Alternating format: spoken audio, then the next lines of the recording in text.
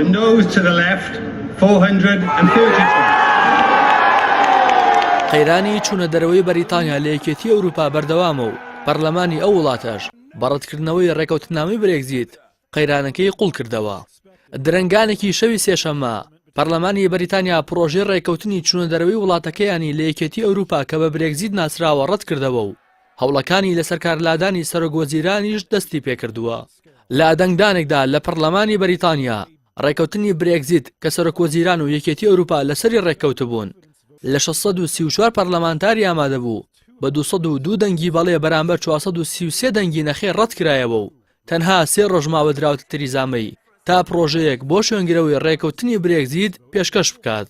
ڕاستەوخۆ لە دوای شکستەکەی مەی بۆ تێپەڕاندنی برێگزیت سەرۆکی پارتی کرێکارانی ئۆپۆزیسیۆن لە بەردەم پەرلەماندا پێشنیاری بۆ لێسەندنەوەی متمانە لە حکوومەتی تریزامەی خستە ڕوو.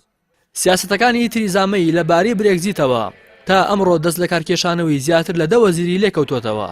پەرلەمانی بەریتانیا لە ڕێگەی دوو بڕیارەوە کە هەفتەی پێشوودەری کردبوون دەست پێشخەری حکوومەتەکەی تریزامەی لە پرۆسەی برێگزیتدا سنوودار کردبوو. بەو شێوەیەش ڕێژەیەکی زۆری کۆنتڕۆڵی پرۆسەکەی خستبوویەوە ژێردەستی خۆی.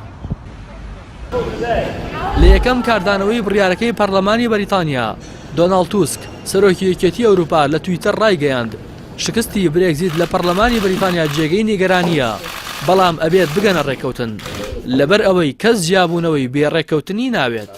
هاوکات جان کلود جونکەر سەرۆکی کۆمسیۆنی یەکێتی ئەوروپا ڕایگەیاند بۆ شکستی برێگزیت لە پەرلەمانی بەریتانیا بەداخە بەڵام دەبێت ئەو وڵاتە لە ئامادەکردنی بەدیلێکی دیکەی حکوومەت بۆ جیابوونەوە پەلە بکات چونکە کاتی پێویست بۆ ڕێکەوتن لە بەردەستدا نەماوە. لەلایەکی دیکەوە ئیمانوێل ماکرۆنی سەرۆکی فەڕەنسا ئاشکرای کرد ئەنجامی ڕێفراندۆمەکەی 23 حوزەیرانی 2016 سەبارەت بە جیابوونەوەی بەریتانیا لە یەکێتی ئەوروپا دەستکاری کراوە و ئەو ئەنجامانەی بۆ جیابوونەوە ڕاگەیەندرا ڕاست نەبوون.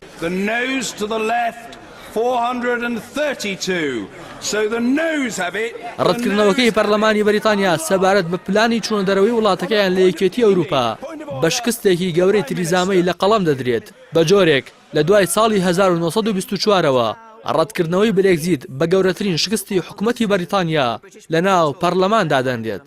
بەو دۆڕاندنی لە پەرلەماندا تووشی بوو تریزامەی بەناچاری دەبێت پرسی دەرچوونی بەریتانیا لە یەکێتی ئەوروپا دوا بخات کە پێشتر بڕیار درابوو ئەو هەنگاوە لە 29 ئاداری ئەم ساڵدا جێبەجێ بکرێت.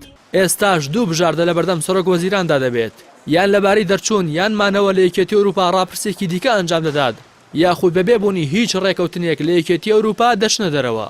تێرێزامەی سەرۆکوەزیرانی بەریتانیا بە مەبەستی ئامادەکردنی وڵاتەکەی بۆ چوونە دەرەوە لە یەکێتی ئەوروپا لە مانگی 2019 ڕێککەوتنی برێگزیتی لەگەڵ یەکێتی ئەوروپا واژۆ کرد کە تێیدا چۆنەتی پەیوەندیەکانی نێوان بەریتانیا و یەکێتی ئەوروپای دەستنیشان کردبوو بەڵام ڕێکەوتنەکە ڕەت کرایەوە و دەبێت سەرۆکوەزیران لە ماوەی 3 ڕۆژدا پرۆژەیەکی شوێنگرەوە پێشکەش بکات.